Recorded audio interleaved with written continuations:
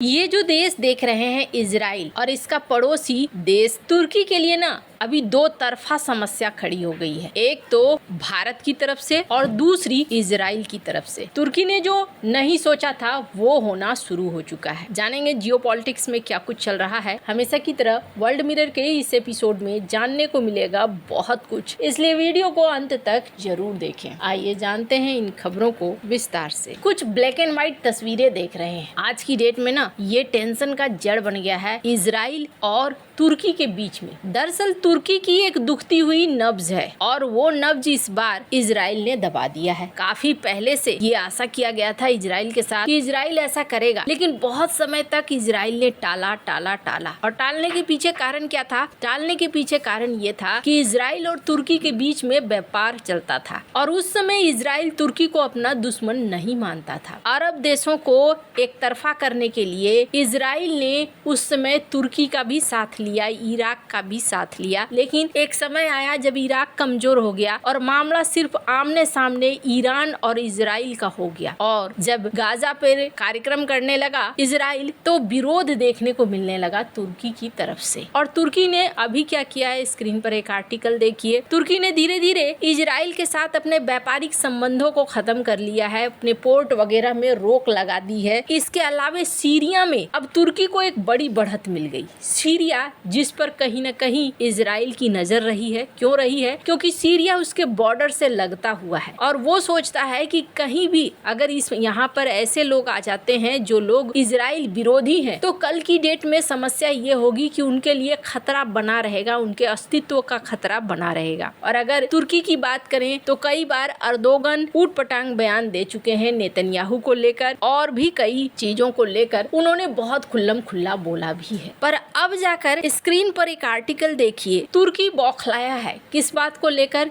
क्योंकि इजराइल ने आर्मेनियाई नरसंहार को मान्यता दे दिया है। अब इसमें ऐसा क्या हो गया कि तुर्की गुस्सा गया, नाराज हो गया। तुर्की ने नाराज होकर कहा कि ये तुम गलत कर रहे हो, ये तुम राजनीतिकरण कर रहे हो। तो मामला क्या है असल में? ये कौन सी दुखती रग है जिसे अब इजराइल दबा रहा है? और कहा यह भी जा रहा है कि अब इजराइल का फोकस न तुर्की के ऊपर हो गया है, क्योंकि जिस तरीके से तुर्की अब धीरे धीरे इजराइल के ही खिलाफ नहीं बल्कि कई देशों के खिलाफ बोलने लगा है, भारत के मामले में भी एंटर करने लगा है। तुर्की अपनी बढ़ती हुई ताकत को अब दुनिया को दिखलाना भी चाहता है। और ये चीजें क्यों कर रहे हैं अर्दोगन? तो जाहिर तौर पर वो खलीफा बनना चाहते हैं, ये किसी से छिपा हुआ नहीं है। और जब तक वो बोलेंगे नहीं, अपने आप को शक्तिशाली दिखाएंगे नहीं, तब तक आगे खलीफा कौन बनाएगा उन्हें? पर आर्मेनिया का नाम आते ही उनका टेंशन बढ़ गया। क्यों बढ़ गया? अब आर्मेनिया की बात क्या है और ये नरसंहार की बात क्या है? शुरू में मैंने आपको कुछ ब्लैक एंड व्हाइट तस्वीरें दिखाई। ये तस्वीरें तो फिर भी कम है, ऐसी भयानक भयानक तस्वीरें हैं जो मैं यहाँ पर नहीं दिखा सकती, लेकिन कभी मौका मिले तो जरूर इसे सर्च करिए और देखिए ताकि समझिए इतिहास में तुर्की या ऑटोमन साम्राज्य कितना निष्ठुर रहा था और कितना क्रूर रहा था। एक जमाना था जब आर्मेनिया एक छोटा सा देश था और फिर 21 सितंबर 1991 में सोवियत यूनियन से आजाद होकर एकदम स्वतंत्र राष्ट्र बन गया। करीब 29 लाख की आबादी वाला ये देश अभी शांत देशों की लिस्ट में आता है, लेकिन अजरबैजान के साथ टेंशन हुआ और उसके बाद इसकी काफी जमीन अजरबैजान ने भी कब्जा ली। अब यहाँ पर एक मामला 24 अप्रैल 1915 को शुरू हुआ। उस समय ऑटोमन सरकार थी और ऑटोमन सरकार ने करीब 15 लाख लोगों की क्रूर हत्याएं करी। फांसी पर लटकाने से लेकर रेगिस्तान में डेथ मार्च तक जैसे क्रूर तरीके अपनाए गए थे लोगों को मारने के लिए। लोगों को रेगिस्तान में छोड़ दिया गया और वो कहीं रास्ते में, कहीं भूख से, कहीं प्यास से, कहीं बीमारी से मारे गए। करीब 100 साल पहले उस समय के ऑटोमन शासकों, जो आज तुर्की है उस समय ऑटोमन था, आर्मेनियाई मूल के 15 लाख लोगों की हत्या के लिए जिम्मेदार। और कहा गया था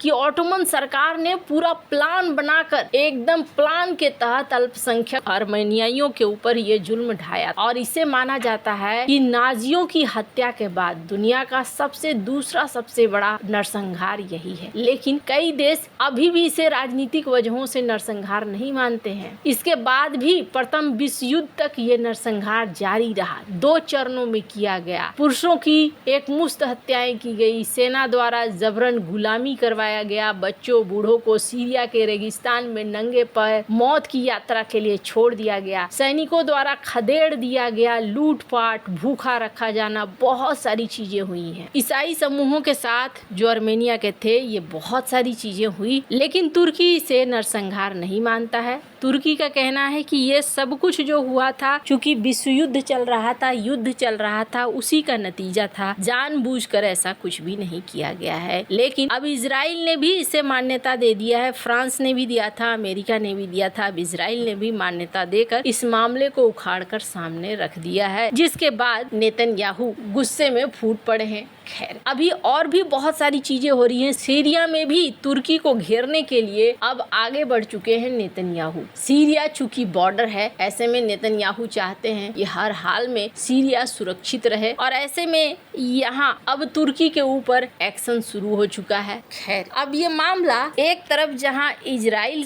की तरफ से तुर्की को टेंशन दे रहा है, तो वहीं हमने आपको बताया था कि भारत ने अग्नि 5 मिसाइल का परीक्षण किया, और इसके बाद तुर्की की मीडिया में डिस्कस होने लगा कि भारत क्यों बना रहा है, भारत की इतनी रेंज वाली मिसाइल तो हम तक भी पहुंच जाएगी। लेकिन अब भारत ने एक और काम किया है। ग्रीस में भारत ने अपनी सैन्य उपस्थिति को बढ़ा दिया है। भारत ने ग्रीस के साथ पूर्वी भूमध्य सागर में नौसैनिक अभ्यास किया है। साथ ही भारत के फाइटर जेट भी एथेंस पहुंचे हुए हैं। ग्रीस ने भारत के पूर्वी भूमध्य सागर में भारत ने ग्रीस के पूर्वी भूमध्य सागर में अपनी जेट की उपस्थिति दर्ज कराया है, और ग्रीस ने इसका स्वागत किया है, क्योंकि तुर्की की आक्रामकता का वो सामना कर रहा है। भारत की एथेंस में बढ़ती दिलचस्पी तुर्की को घेरने की कोशिश की तरह देखा जा रहा है। तुर्की भारत के खिलाफ कई काम कर रहा है, जो हमने पहले भी आपको बताया था, पर अब यहाँ पर देखने को मिल रहा है कि ग्रीस की राजधानी में भी इसके चर्चे हैं। ग्रीस की मीडिया भी इस बात को कह रही है कि दोनों देश जॉइंट ट्रेनिंग कर रहे हैं, और दोनों ही देश एक दूसरे के साथ सैन्य अभ्यास और सैन्य सहयोग पर मदद कर रहे हैं, जो कि बहुत ज्यादा जरूरी है। हालांकि ये तुर्की के लिए जरूरी है। तुर्की जिस तरीके से भारत को घेरने की कोशिश कर रहा है, भारत को भी कूटनीतिक स्तर पर वैसी ही चालें चलने की जरूरत है। वैसे आपको क्या लगता है, इन सब मामले में आपकी क्या राय है, कमेंट कर जरूर बताएं। जल्द मिलते हैं अगले वीडियो में नई खबर के साथ।